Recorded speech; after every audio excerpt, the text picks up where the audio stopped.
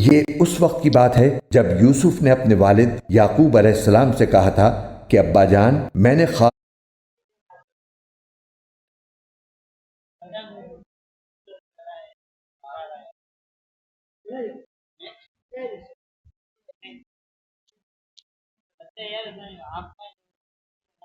میں 11 یہ اس وقت کی بات ہے جب یوسف نے اپنے والد یعقوب علیہ السلام سے کہا تھا کہ ابا جان، میں نے خواب میں 11 ستاروں اور سورج اور چاند کو دیکھا ہے، میں نے دیکھا ہے کہ یہ سب مجھے سجدہ کر رہے ہیں۔ انہوں نے کہا، اور اسی طرح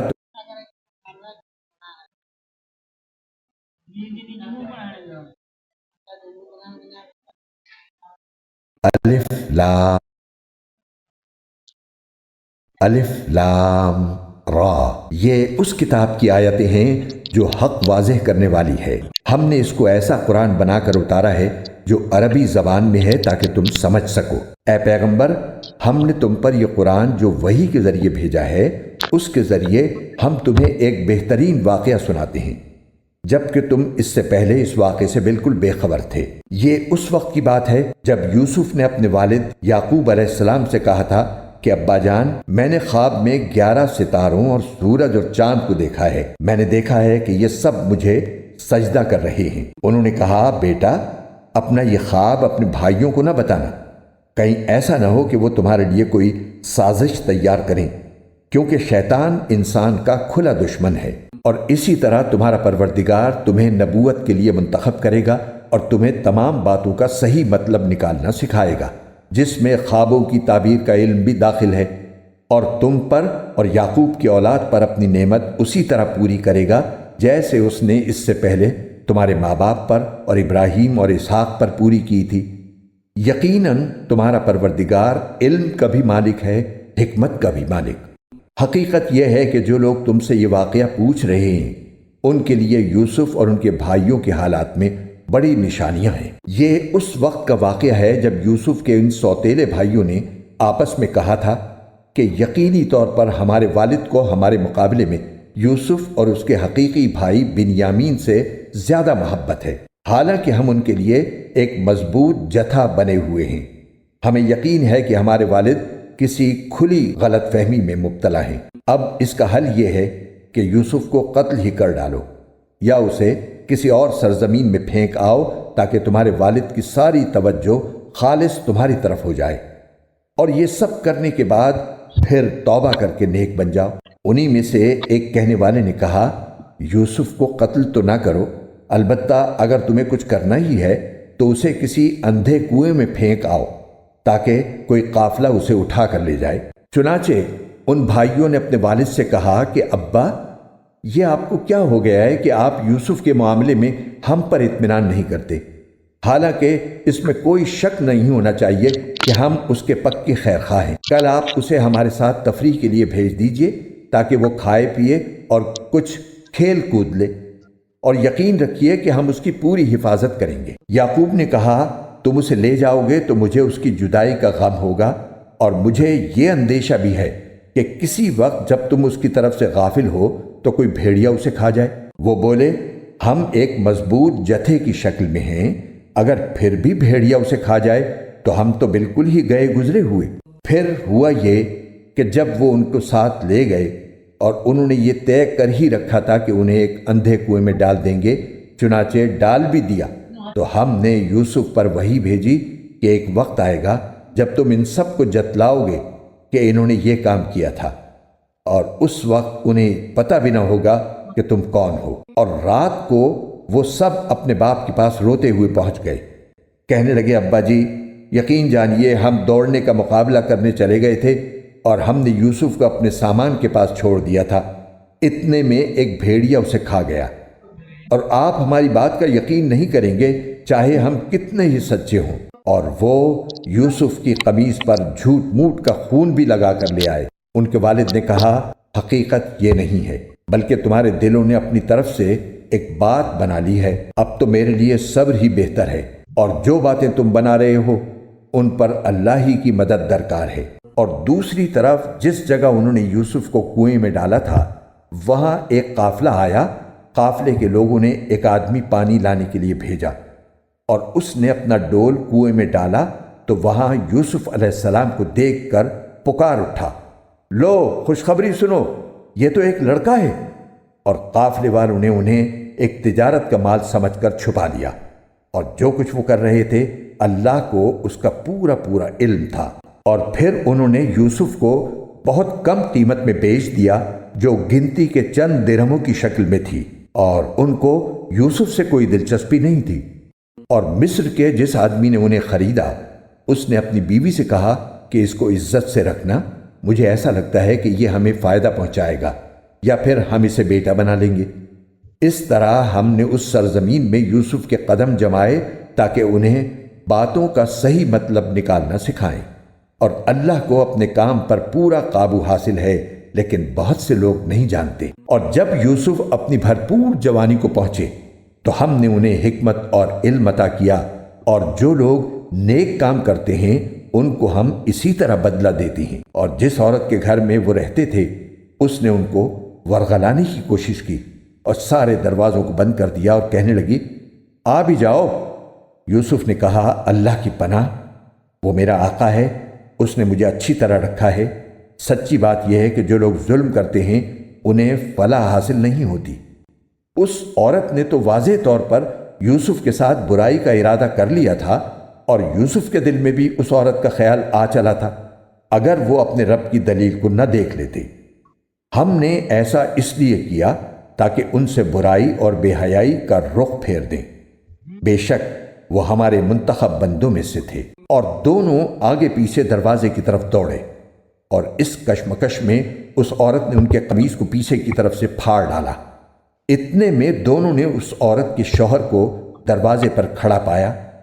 اس عورت نے فوراً بات بنانے کے لیے اپنے شوہر سے کہا کہ جو کوئی تمہاری بیوی کے ساتھ برائی کا ارادہ کرے اس کی سزا اس کے سوا اور کیا ہے کہ اسے قید کر دیا جائے یا کوئی اور دردناک سزا دی جائے۔ یوسف نے کہا، یہ خود تھیں جو مجھے ورغلا رہی تھی۔ اور اس عورت کے خاندان ہی میں سے ایک گواہی دینے والے نے یہ گواہی دی کہ اگر یوسف کی قمیص سامنے کی طرف سے پھٹی ہو تو عورت سچ کہتی ہے اور وہ جھوٹے ہیں، اور اگر ان کی قمیص پیچھے کی طرف سے پھٹی ہے تو عورت جھوٹ بولتی ہے اور یہ سچے ہیں۔ پھر جب شوہر نے دیکھا کہ ان کی قمیص پیچھے سے پھٹی ہے تو اس نے کہا کہ یہ تم عورتوں کی مکاری ہے، واقعی تم عورتوں کی مکاری بڑی سخت ہے۔ یوسف، تم اس بات کا کچھ خیال نہ کرو، اور اے عورت تو اپنے گناہ کی معافی مانگ، یقینی طور پر تو ہی خطا کار تھی۔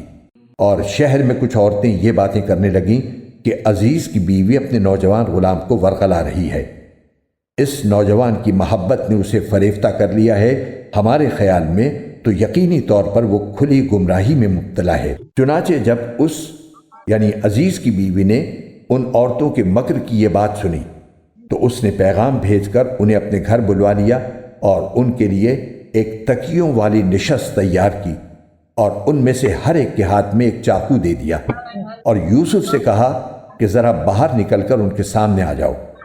اب جو ان عورتوں نے یوسف کو دیکھا تو انہیں حیرت انگیز حد تک حسین پایا، اور ان کے حسن سے مبہوت ہو کر اپنے ہاتھ کاٹ ڈالے، اور بول اٹھیں کہ حاشا للہ، یہ شخص کوئی انسان نہیں ہے، ایک قابل تکریم فرشتے کے سوا یہ کچھ اور نہیں ہو سکتا۔ عزیز کی بیوی نے کہا، اب دیکھو یہ ہے وہ شخص جس کے بارے میں تم نے مجھے تانے دیے تھے۔ یہ بات واقعی سچ ہے کہ میں نے اپنا مطلب نکالنے کے لیے اس پر ڈورے ڈالے، مگر یہ بچ نکلا، اور اگر یہ میرے کہنے پر عمل نہیں کرے گا تو اسے قید ضرور کیا جائے گا اور یہ ذلیل ہو کر رہے گا۔ یوسف نے دعا کی کہ یا رب، یہ عورتیں مجھے جس کام کی دعوت دے رہی ہیں اس کے مقابلے میں قید خانہ مجھے زیادہ پسند ہے، اور اگر تو نے مجھے ان کی چالوں سے محفوظ نہ کیا تو میرا دل بھی ان کی طرف کھنچنے لگے گا، اور جو لوگ جہالت کے کام کرتے ہیں ان میں بھی شامل ہو جاؤں گا۔ چنانچہ یوسف کے رب نے ان کی دعا قبول کی اور ان عورتوں کی چالوں سے انہیں محفوظ رکھا۔ بے شک وہی ہے جو ہر بات سننے والا، ہر چیز جاننے والا ہے۔ پھر ان لوگوں نے یوسف کی پاک دامنی کی بہت سی نشانیاں دیکھ لینے کے بعد بھی مناسب یہی سمجھا کہ انہیں ایک مدت تک قید خانے بھیج دیں، اور یوسف کے ساتھ 2 اور نوجوان قید خانے میں داخل ہوئے۔ ان میں سے ایک نے ایک دن یوسف سے کہا کہ میں خواب میں اپنے آپ کو دیکھتا ہوں کہ میں شراب نچوڑ رہا ہوں، اور دوسرے نے کہا کہ میں خواب میں یوں دیکھتا ہوں کہ میں نے اپنے سر پر روٹی اٹھائی ہوئی ہے اور پرندے اس میں سے کھا رہے ہیں، ذرا ہمیں اس کی تعبیر بتاؤ، ہمیں تم نیک آدمی نظر آتے ہو۔ یوسف نے کہا جو کھانا تمہیں قید خانے میں دیا جاتا ہے وہ ابھی آنے نہیں پائے گا کہ میں تمہیں اس کی حقیقت بتا دوں گا۔ یہ اس علم کا ایک حصہ ہے جو میرے پروردگار نے مجھے عطا فرمایا ہے، مگر اس سے پہلے میری ایک بات سنو۔ بات یہ ہے کہ میں نے ان لوگوں کا دین چھوڑ دیا ہے جو اللہ پر ایمان نہیں رکھتے اور جو آخرت کے منکر ہیں، اور میں نے اپنے باپ دادا ابراہیم، اسحاق اور یعقوب کے دین کی پیروی کی ہے۔ ہمیں یہ حق نہیں ہے کہ اللہ کے ساتھ کسی بھی چیز کو شریک ٹھہرائیں۔ یہ توحید کا عقیدہ ہم پر اور تمام لوگوں پر اللہ کے فضل کا حصہ ہے، لیکن اکثر لوگ اس نعمت کا شکر ادا نہیں کرتے۔ اے میرے قید خانے کے ساتھیوں، کیا بہت سے متفرق رب بہتر ہیں یا وہ ایک اللہ جس کا اقتدار سب پر چھایا ہوا ہے؟ اس کے سوا جس کی تم عبادت کرتے ہو ان کی حقیقت چند ناموں سے زیادہ نہیں ہے جو تم نے اور تمہارے باپ دادوں نے رکھ لیے ہیں۔ اللہ نے ان کے حق میں کوئی دلیل نہیں اتاری۔ حاکمیت اللہ کے سوا کسی کو حاصل نہیں ہے۔ اسی نے یہ حکم دیا ہے کہ اس کے سوا کسی کی عبادت نہ کرو، یہی سیدھا سیدھا دین ہے، لیکن اکثر لوگ نہیں جانتے۔ اے میرے قید خانے کے ساتھیوں، اب اپنے خوابوں کی تعبیر سنو۔ تم میں سے ایک کا معاملہ تو یہ ہے کہ وہ قید سے آزاد ہو کر اپنے آقا کو شراب پلائے گا، رہا دوسرا تو اسے سولی دی جائے گی جس کے نتیجے میں پرندے اس کے سر کو نوچ کر کھائیں گے۔ جس معاملے میں تم پوچھ رہے تھے اس کا فیصلہ اسی طرح ہو چکا ہے، اور ان دونوں میں سے جس کے بارے میں ان کا گمان تھا کہ وہ رہا ہو جائے گا، اس سے یوسف نے کہا کہ اپنے آقا سے میرا بھی تذکرہ کر دینا۔ پھر ہوا یہ کہ شیطان نے اس کو یہ بات بھلا دی کہ وہ اپنے آقا سے یوسف کا تذکرہ کرتا۔ چنانچہ وہ کئی برس قید خانے میں رہے، اور چند سال بعد مصر کے بادشاہ نے اپنے درباریوں سے کہا کہ میں خواب میں کیا دیکھتا ہوں کہ 7 موٹی تازی گائیں ہیں جنہیں 7 دبلی پتلی گائیں کھا رہی ہیں، نیز 7 خوشے ہرے بھرے ہیں اور 7 اور ہیں جو سوکھے ہوئے ہیں۔ اے درباریوں، اگر تم خواب کی تعبیر دے سکتے ہو تو میرے اس خواب کا مطلب بتاؤ۔ انہوں نے کہا کہ یہ پریشان قسم کے خیالات معلوم ہوتے ہیں اور ہم خوابوں کی تعبیر کے علم سے واقف بھی نہیں۔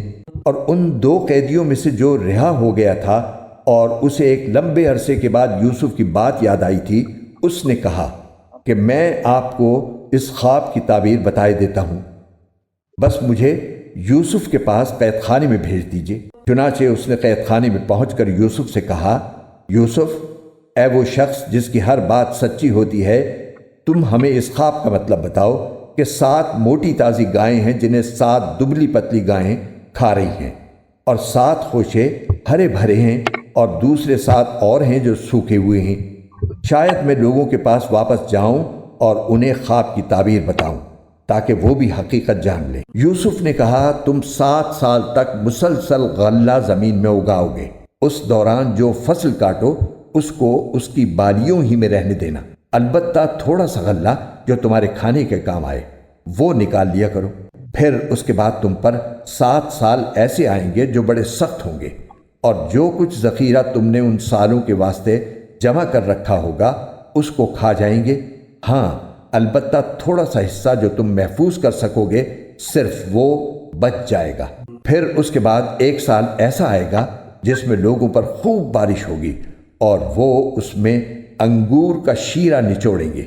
اور بادشاہ نے کہا کہ اس کو یعنی یوسف کو میرے پاس لے کر آؤ۔ چنانچہ جب ان کے پاس ایلچی پہنچا تو یوسف نے کہا، اپنے مالک کے پاس واپس جاؤ اور ان سے پوچھو کہ ان عورتوں کا کیا قصہ ہے جنہوں نے اپنے ہاتھ کاٹ ڈالے تھے۔ میرا پروردگار ان عورتوں کے مکر سے خوب واقف ہے۔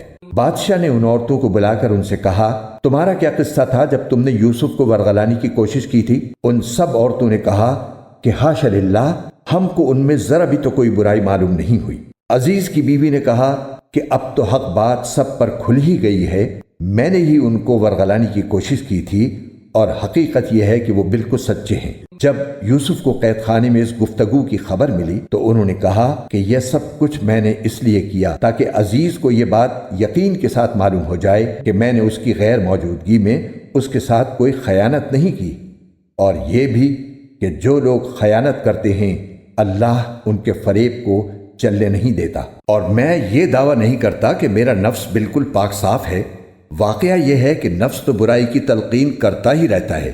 ہاں، میرا رب رحم فرما دے تو بات اور ہے کہ اس صورت میں نفس کا کوئی داؤ نہیں چلتا۔ بے شک میرا رب بہت بخشنے والا، بڑا مہربان ہے۔ اور بادشاہ نے کہا کہ اس کو میرے پاس لے آؤ، میں اسے خالص اپنا معاون بناؤں گا۔ چنانچہ جب یوسف بادشاہ کے پاس آ گئے اور بادشاہ نے ان سے باتیں کی تو اس نے کہا، آج سے ہمارے پاس تمہارا بڑا مرتبہ ہوگا اور تم پر پورا بھروسہ کیا جائے گا۔ یوسف نے کہا کہ آپ مجھے ملک کے خزانوں کے انتظام پر مقرر کر دیجئے، یقین رکھیے کہ مجھے حفاظت کرنا خوب آتا ہے اور میں اس کام کا پورا علم رکھتا ہوں۔ اور اس طرح ہم نے یوسف کو ملک میں ایسا اقتدار عطا کیا کہ وہ اس میں جہاں چاہیں اپنا ٹھکانہ بنائیں۔ ہم اپنی رحمت جس کو چاہتے ہیں پہنچاتے ہیں اور نیک لوگوں کے اجر کو ضائع نہیں کرتے، اور آخرت کا جو اجر ہے وہ ان لوگوں کے لیے کہیں زیادہ بہتر ہے جو ایمان لاتے اور تقوی پر کاربند رہتے ہیں۔ اور جب قحط پڑا تو یوسف کے بھائی آئے اور ان کے پاس پہنچے تو یوسف نے انہیں پہچان لیا اور وہ یوسف کو نہیں پہچانے۔ اور جب یوسف نے ان کا سامان تیار کر دیا تو ان سے کہا کہ آئندہ اپنے باپ شریک بھائی کو بھی میرے پاس لے کر آنا۔ کیا تم یہ نہیں دیکھ رہے ہو کہ میں پیمانہ بھر بھر کر دیتا ہوں اور میں بہترین مہمان نواز بھی ہوں؟ اب اگر تم اسے لے کر نہ آئے تو میرے پاس تمہارے لیے کوئی غلہ نہیں ہوگا اور تم میرے پاس بھی نہ پھٹکنا۔ وہ بولے، ہم اس کے والد کو اس کے بارے میں بہلانے کی کوشش کریں گے کہ وہ اسے ہمارے ساتھ بھیج دیں، اور ہم ایسا ضرور کریں گے۔ اور یوسف نے اپنے نوکروں سے کہہ دیا کہ وہ ان بھائیوں کا مال جس کے بدلے انہوں نے غلہ خریدا ہے انہی کے کجاووں میں رکھ دیں، تاکہ جب یہ اپنے گھر والوں کے پاس واپس پہنچیں تو اپنے مال کو پہچان لیں، شاید اس احسان کی وجہ سے وہ دوبارہ آئیں۔ چنانچہ جب وہ اپنے والد کے پاس واپس پہنچے تو انہوں نے کہا، ابا جان، آئندہ ہمیں غلہ دینے سے انکار کر دیا گیا ہے، لہٰذا آپ ہمارے بھائی بنیامین کو ہمارے ساتھ بھیج دیجئے تاکہ ہم پھر غلہ لا سکیں، اور یقین رکھیے کہ ہم اس کی پوری پوری حفاظت کریں گے۔ والد نے کہا، کیا میں اس کے بارے میں تم پر ویسا ہی بھروسہ کروں جیسا اس کے بھائی یوسف کے بارے میں تم پر بھروسہ کیا تھا؟ خیر، اللہ سب سے بڑھ کر نگہبان ہے اور وہ سب سے بڑھ کر رحم فرمانے والا ہے۔ اور جب انہوں نے اپنا سامان کھولا تو دیکھا کہ ان کا مال بھی ان کو لوٹا دیا گیا ہے۔ وہ کہنے لگے، ابا جان، ہمیں اور کیا چاہیے؟ یہ ہمارا مال ہے جو ہمیں لوٹا دیا گیا ہے، اور اس مرتبہ ہم اپنے گھر والوں کے لیے اور غلہ لائیں گے، اپنے بھائی کی حفاظت کریں گے اور ایک اونٹ کا بوجھ زیادہ لے کر آئیں گے۔ اس طرح یہ زیادہ غلہ بڑی آسانی سے مل جائے گا۔ والد نے کہا، میں اس بنیامین کو تمہارے ساتھ اس وقت تک ہرگز نہیں بھیجوں گا جب تک تم اللہ کے نام پر مجھ سے یہ عہد نہ کرو کہ اسے ضرور میرے پاس واپس لے کر آؤ گے، الا یہ کہ تم واقعی بے بس ہو جاؤ۔ چنانچہ جب انہوں نے اپنے والد کو یہ عہد دے دیا تو والد نے کہا، جو قول و قرار ہم کر رہے ہیں اس پر اللہ نگہبان ہے، اور ساتھ ہی یہ بھی کہا کہ میرے بیٹو، تم سب ایک دروازے سے شہر میں داخل نہ ہونا بلکہ مختلف دروازوں سے داخل ہونا۔ میں اللہ کی مشیت سے تمہیں نہیں بچا سکتا، حکم اللہ کے سوا کسی کا نہیں چلتا، اسی پر میں نے بھروسہ کر رکھا ہے، اور جن جن کو بھروسہ کرنا ہو انہیں چاہیے کہ اسی پر بھروسہ کریں۔ اور جب وہ بھائی اسی طرح مصر میں داخل ہوئے جس طرح ان کے والد نے کہا تھا، تو یہ عمل اللہ کی مشیت سے ان کو ذرا بھی بچانے والا نہیں تھا، لیکن یعقوب کے دل میں ایک خواہش تھی جو انہوں نے پوری کر لی۔ بے شک وہ ہمارے سکھائے ہوئے علم کے حامل تھے، لیکن اکثر لوگ معاملے کی حقیقت نہیں جانتے۔ اور جب یہ لوگ یوسف کے پاس پہنچے تو انہوں نے اپنے سگے بھائی بنیامین کو اپنے پاس خاص جگہ دی اور انہیں بتایا کہ میں تمہارا بھائی ہوں، لہٰذا تم ان باتوں پر رنجیدہ نہ ہونا جو یہ دوسرے بھائی کرتے رہے ہیں۔ پھر جب یوسف نے ان کا سامان تیار کر دیا تو پانی پینے کا پیالہ اپنے سگے بھائی کے کجاوے میں رکھوا دیا۔ پھر ایک منادی نے پکار کر کہا کہ اے قافلے والو، تم چور ہو۔ انہوں نے ان کی طرف مڑ کر پوچھا کہ کیا چیز ہے جو تم سے گم ہو گئی ہے؟ انہوں نے کہا کہ ہمیں بادشاہ کا پیمانہ نہیں مل رہا، اور جو شخص اسے لا کر دے گا اس کو 1 اونٹ کا بوجھ انعام میں ملے گا، اور میں اس انعام کی دلوانی کی ذمہ داری لیتا ہوں۔ وہ بھائی بولے، اللہ کی قسم، آپ لوگ جانتے ہیں کہ ہم زمین میں فساد پھیلانے کے لیے نہیں آئے تھے اور نہ ہم چوری کرنے والے لوگ ہیں۔ انہوں نے کہا کہ اگر تم لوگ جھوٹے ثابت ہوئے تو اس کی کیا سزا ہوگی؟ انہوں نے کہا اس کی سزا یہ ہے کہ جس کے کجاوے میں سے وہ پیالہ مل جائے وہ خود سزا میں دھر لیا جائے۔ جو لوگ ظلم کرتے ہیں ہم ان کو ایسی ہی سزا دیا کرتے ہیں۔ چنانچہ یوسف نے اپنے سگے بھائی کے تھیلے سے پہلے دوسرے بھائیوں کے تھیلوں کی تلاشی شروع کی، پھر اس پیالے کو اپنے سگے بھائی کے تھیلے میں سے برآمد کر لیا۔ اس طرح ہم نے یوسف کی خاطر یہ تدبیر کی، اللہ کی یہ مشیت نہ ہوتی تو یوسف کے لیے یہ ممکن نہیں تھا کہ وہ بادشاہ کے قانون کے مطابق اپنے بھائی کو اپنے پاس رکھ لیتے، اور ہم جس کو چاہتے ہیں اس کے درجے بلند کر دیتے ہیں، اور جتنے علم والے ہیں ان سب کے اوپر ایک بڑا علم رکھنے والا موجود ہے۔ بہرحال وہ بھائی بولے کہ اگر اس بنیامین نے چوری کی ہے تو کچھ تعجب نہیں، کیونکہ اس کا ایک بھائی اس سے پہلے بھی چوری کر چکا ہے۔ اس پر یوسف نے ان پر ظاہر کیے بغیر چپکے سے دل میں کہا کہ تم تو اس معاملے میں کہیں زیادہ برے ہو، اور جو بیان تم دے رہے ہو اللہ اس کی حقیقت خوب جانتا ہے۔ اب وہ کہنے لگے کہ اے عزیز، اس کا ایک بہت بوڑھا باپ ہے، اس لیے اس کی جگہ ہم میں سے کسی کو اپنے پاس رکھ لیجئے۔ ہم آپ کو ان لوگوں میں سے سمجھتے ہیں جو احسان کیا کرتے ہیں۔ یوسف نے کہا، اس ناانصافی سے میں اللہ کی پناہ مانگتا ہوں کہ جس شخص کے پاس سے ہماری چیز ملی ہے اس کو چھوڑ کر کسی اور کو پکڑ لیں۔ اگر ہم ایسا کریں گے تو یقینی طور پر ہم ظالم ہوں گے۔ چنانچہ جب وہ یوسف سے مایوس ہو گئے تو الگ ہو کر چپکے مشورہ کرنے لگے۔ ان سب میں جو بڑا تھا اس نے کہا، کیا تمہیں معلوم نہیں کہ تمہارے والد نے تم سے اللہ کے نام پر عہد لیا تھا، اور اس سے پہلے تم یوسف کے معاملے میں جو قصور کر چکے ہو وہ بھی معلوم ہے؟ لہٰذا میں تو اس ملک سے اس وقت تک نہیں ٹلوں گا جب تک میرے والد مجھے اجازت نہ دیں یا اللہ ہی میرے حق میں کوئی فیصلہ فرما دے، اور وہی سب سے بہتر فیصلہ کرنے والا ہے۔ جاؤ، اپنے والد کے پاس واپس جاؤ اور ان سے کہو کہ ابا جان، آپ کے بیٹے نے چوری کر لی تھی اور ہم نے وہی بات کہی ہے جو ہمارے علم میں آئی ہے، اور غیب کی نگہبانی تو ہمارے بس میں نہیں تھی، اور جس بستی میں ہم تھے اس سے پوچھ لیجئے، اور جس قافلے میں ہم آئے ہیں اس سے تحقیق کر لیجئے۔ یہ بالکل پکی بات ہے کہ ہم سچے ہیں۔ چنانچہ یہ بھائی یعقوب علیہ السلام کے پاس گئے اور ان سے وہی بات کہی جو بڑے بھائی نے سکھائی تھی۔ یعقوب نے یہ سن کر کہا، نہیں، بلکہ تمہارے دلوں نے اپنی طرف سے ایک بات بنا لی ہے۔ اب تو میرے لیے صبر ہی بہتر ہے۔ کچھ بعید نہیں کہ اللہ میرے پاس ان سب کو لے آئے۔ بے شک اس کا علم بھی کامل ہے، حکمت بھی کامل۔